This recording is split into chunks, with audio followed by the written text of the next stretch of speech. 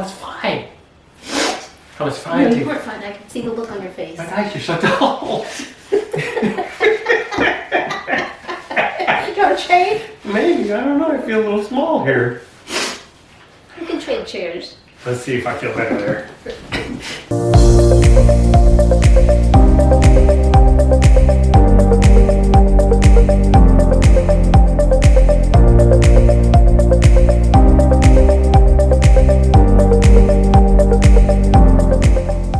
Hey guys, it's Tina, otherwise known as Little T, and Brian and I are here just to kind of review what we had talked about in a previous video, which the entire video will be linked up above, and you can watch that if you'd like to, but we're just going to do a short synopsis of what we've been talking about for the past few months. We had talked about what we were going to do when we were finished here at 611 Bakehouse in Oklahoma. And one of our choices had been Flagstaff, and that's where our daughter lives. We had visited there, we had looked at different places to live, we kind of scouted it out and come up with these ideas of why it would be a good place to live or why it might not be a good place to live, kind of the pros and cons. We also thought of Kentucky and the reasons that we had here, positive and negative as well. And then another option had been to use our camper van, Vanessa Van Gogh, and some of the positives and negatives of that option. And then our last one that we'd actually fleshed out was Oregon. Brian's brother lives there with his wife, and we had family to go to there, and also some negatives there as well. And of course we had the great unknown, which could have been any option that had not been delineated. So we're going to talk some more today about these options and maybe where we've landed on one of these choices. So join us here in a minute. Just to give you a brief synopsis of our history here, we planted this ministry back in 2009, and it is a very non-traditional ministry in the sense that most of our work is done through our coffee shop, 611 Bakehouse. We have been doing that now, this coming April, it'll be 13 years. So we've known for the past couple of years that we had to start thinking about a transition time. We're not people that want to, do this till the very end. We're not able to, still have our physical strength and our mental strength to continue. So right before the pandemic hit, we started to talk to local ministries here. And of course, during the pandemic, everything kind of shut down. But as we started to come out of it, those local ministries came back to us and said that they probably were not going to be able to join together with us. So we approached a couple that helped us plant this ministry back in 2009, and their lives were kind of aligned just perfectly in terms of them searching for something new, and they have agreed to come back and be the transition team to allow us to step out. And so what's happened since we shot this video of what was next is our board actually approved that transition back in December, and the plan is for us to step away from the ministry sometime in June of 2022. So right now we're shooting this video in February, so we now have about 5 months. We've already put down 1 month really fast. So we know this time is going to go really, really fast. And so we want to talk to you about the decision that we've made after Tina reviewed those particular possibilities several months ago. We now have chosen the next place that we're going to go. We're going to talk to you a little bit about why we chose that place and then what we're going to do to prepare to go to that place. So Tina, what did we choose? We chose, that's a drum roll, we chose Kentucky, and it's probably the most surprising choice out of all of them because we almost didn't even put it up on board when we were talking about different places to go, and it was just a last minute addition. And of all the ones, it's the one that just rose to the top and seems like the best choice for us right at this time. Yeah, I think the deciding factor for us was really probably the primary thing was that we felt coming out of the gate here, the most important thing for us, well, it's really for everybody, but particularly as we age, is to have relationships with people and for us to have a spiritual home. So we've partnered with the church there the past 10 years, and we actually have relationships already built within that particular church. They've sent teams of people here to work with our ministry, and we've actually gone there. So coming out of the gate, even though we love Flagstaff, we love Oregon, we've thought about the adventures of Vanessa Van Gogh, we really felt that coming out of the gate from where we are now, where we just have this tons of relationships and equity in the community, and to go to a brand new community and not know anyone, we did not think that was probably emotionally, mentally healthy for us. So we chose to go to Kentucky, and as Tina said, that was probably the last place we probably thought, a year ago that we would even ever go to. Wasn't even on the radar. Wasn't even on the radar. So the cool thing is that since the board's approved this, and now that we're moving towards that transition, it's already begun to play out in a kind of a unique way, in the sense that we have people, some good friends there that are on the ground working with realtors and other people who know that community. It's near the Bowling Green area, and know those communities well enough to be able to hopefully help us, assist us in finding a place to live. That's probably the most important thing right out of the gate. And versus if we went to Flagstaff or something like that, yes, our daughter's there, but I mean, that's really it. Here we feel like we already have a spiritual home. In fact, our friends told us that they're ready for us to join their small group at church. So we're very, very excited about that, even though it is a surprising decision. Yeah, I agree.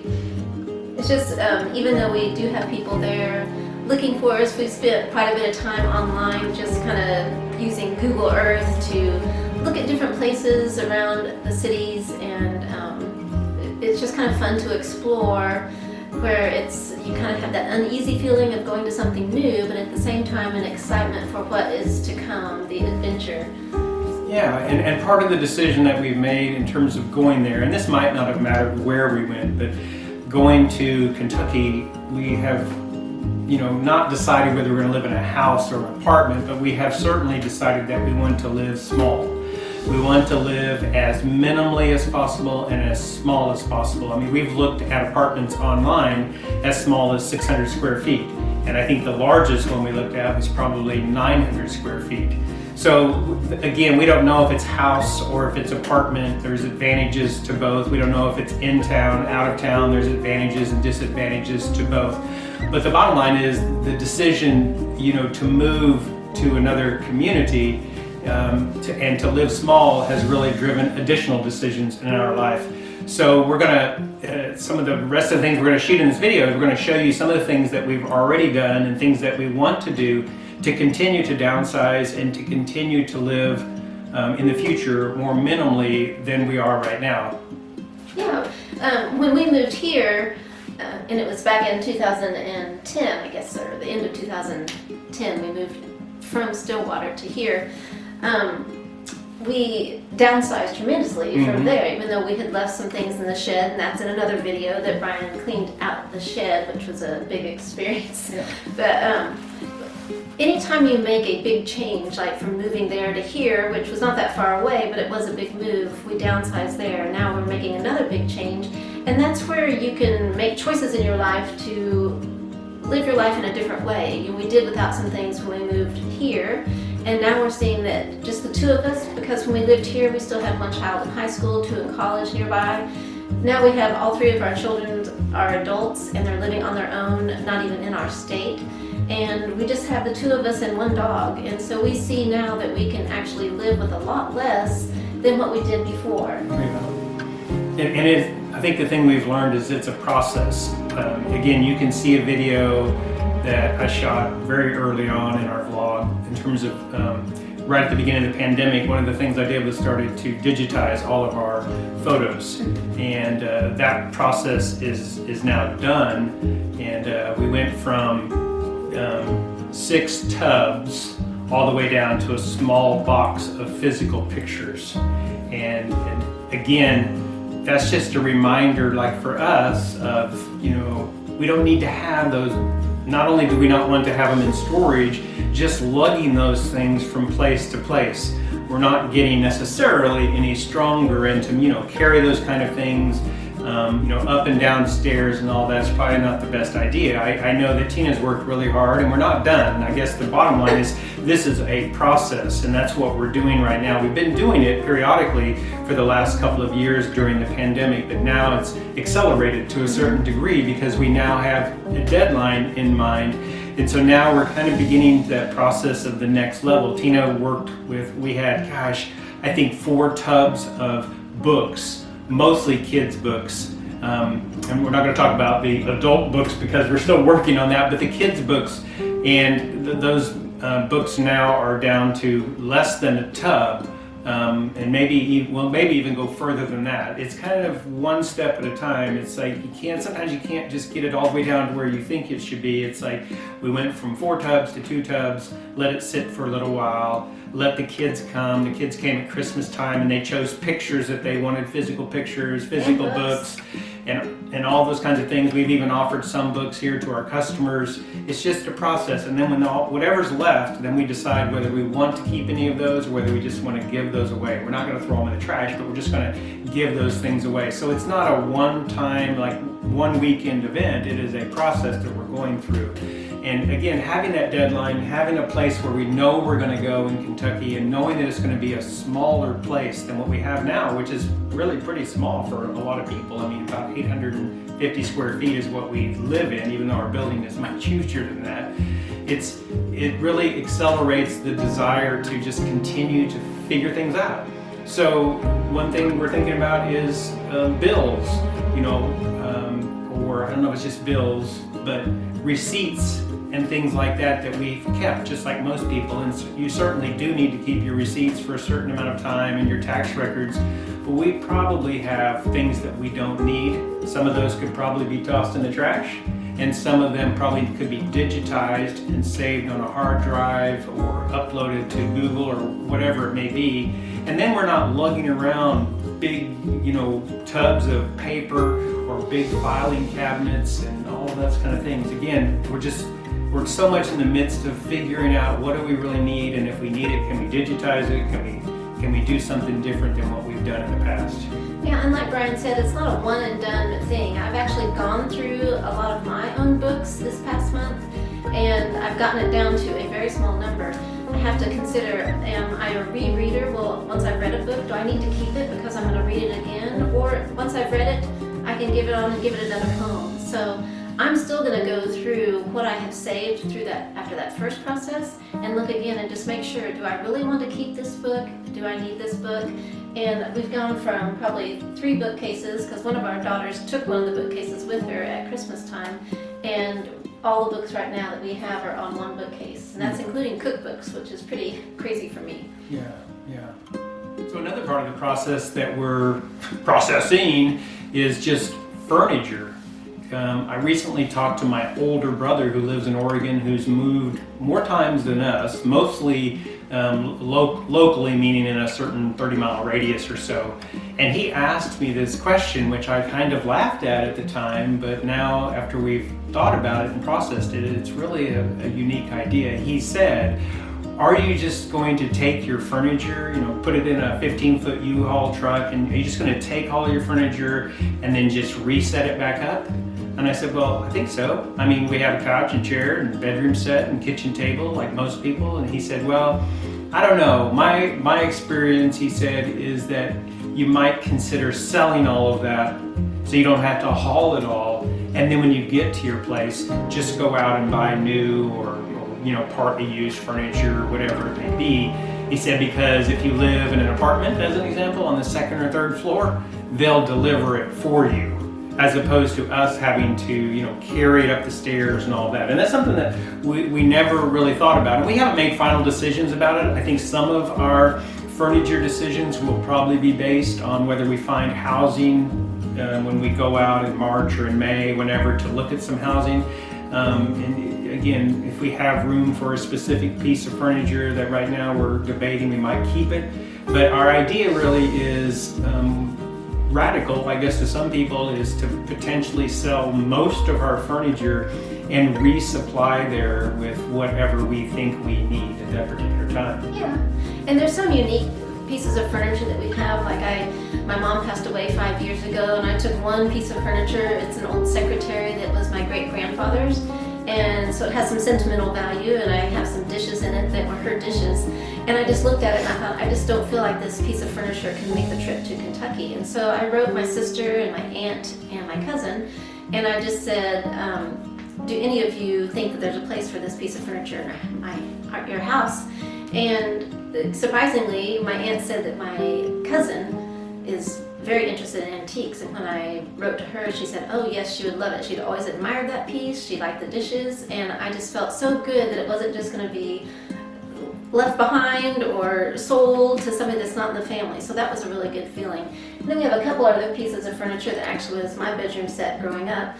And we have a friend who has an antique booth, and he came and visited and looked at them, and he said that he would take them. Of course, we had checked with our daughters beforehand because they were in their bedroom when they grew up, and they said that they really weren't attached to it anymore and that we could go ahead and find a home for them. Yeah, so that's another unique option for us, is that particular gentleman, our friend, would purchase those kinds of items, those furniture items, and even some kitchen items and some other things, would purchase those from, pay us, and then he would resell them at his particular booth at an antique mall. So that really solved a lot of problems as well. Again, I think the most important thing we're learning is that it's a process. This is not a weekend thing. This is not, we're done in 1 week. We're working, very diligently and learning as we go. We have about a 5-month window here, and quite frankly, I would venture to guess that even at the end, when we take things, I can see us doing it again. I mean, in a year, we'll be living in a smaller place, and maybe we'll realize that we don't even need some of the things that we thought we might need. So I don't think it's a one and done kind of deal, but we've made great strides in terms of just bulk right now. And we have plans to get rid of more bulk, and then I think we'll turn our attention even to furniture, and we're even considering, as an example, we're considering, and we actually are trying to sell right now, Vanessa Van Gogh, which was not anything even on our radar, and there's nothing wrong with her. No. And again, we probably wouldn't have purchased her if we knew that this was the situation, but by moving to a new city and not knowing whether, who's going to be working where at what time, we're not sure that Vanessa would be the best option as a second car if we need a second car. We're debating whether we even need 2 cars, and that may again depend on whether one person stays home and one person works, or our schedule's similar or maybe not similar, where one can take the car and so on. So again, even cars, minimizing, do we really need 2 cars? We don't know. We're I guess all options We're are on the table right now. and we're just trying to figure it out as we go. But we do know this, that it sounds pretty far away still, 5 months. Oh boy. But when we found out this was the time frame, it was 6.5 months. So we've already been kind of immersed in this for the last month and a half, and we know, we're old enough to know that time's going to go really fast, and it's going to go really, really fast as it gets closer and closer. So we're trying to take advantage of every moment we have, every spare moment, to really consider what else should we be working on. And I think we've done a really good job. We've got quite a bit more to go, but everything's on the table, from cars to furniture to books to whatever it may be. Kitchen things. Yeah, and we even did a thing where we got rid of 3 kitchen appliances and bought one that kind of can do those things combined. And the other thing is that we talk about it quite a bit, and I've got it written down in a list, so it's not just something that's buzzing around in our heads. It's actually talked about, it's looked at on a list, it's checked, and it's just uppermost in our minds, and not just kind of this far off thing. For me, I have to see it in writing, and I have to talk about it to keep myself in action, doing, even if it's just 10 minutes a day of doing some minimizing, some taking pictures of bills or whatever it is.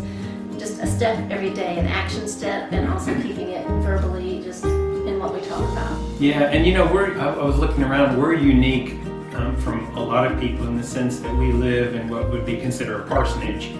So most of I guess all of the appliances that we have that most families would need to haul from one place to another, we won't have that particular option. And we look at that as a positive, so we won't be moving refrigerators and stoves and washers and dryers and things like that. Now, granted, we will want a washer and dryer someday, but we can certainly live without a washer and dryer for some time, and maybe we'll eventually just say we don't need it. It's because whatever we buy at the next place, we're going to have to haul it again when we move another time, because That's another thing. I think that we realize that this is the best thing to do for the next season of our life. Now, we don't know how long that season is. We don't know if it'll be a year, 2 years, 5 years, 8 years, whatever it may be. But the next phase, we believe, or the next season is really in Kentucky. And we're just going to settle in there and readjust to a new life and a new adventure, and then see what happens next. And, you know, again, whether that involves, you know, appliances and those kind of things, I don't know. I don't think so, because we're not getting any younger, and we don't want to be hauling that stuff from place to place, whether it's to a different apartment in Kentucky or a house or in a completely different state. Right. We want to live minimally because of that, but also we want to live minimally because we don't want our kids to have to deal with a lot of stuff when we're no longer around. Because I know Tina for sure, and her family, no criticism of her, but she was the executor of her uncles and her parents' wills, estates, I guess I should say, when they passed away, and we were kind of left with a lot of stuff. Yeah. And we saw that that was not a priority for them in terms of their stuff. In some cases, it was her grandparents' stuff who gave it to her parents, and then her parents passed away. And here we are with a house and barns full of stuff. And we don't want to be that way with our kids. We want to be very minimal, and we want to, you know, we're going to have stuff, but we want to keep it as minimal as possible so that it's as easy as possible. Yeah, less of a burden. Less of a burden. Yeah, well, so there you have it for right now in time. It is February, and this is as up to date as we are currently.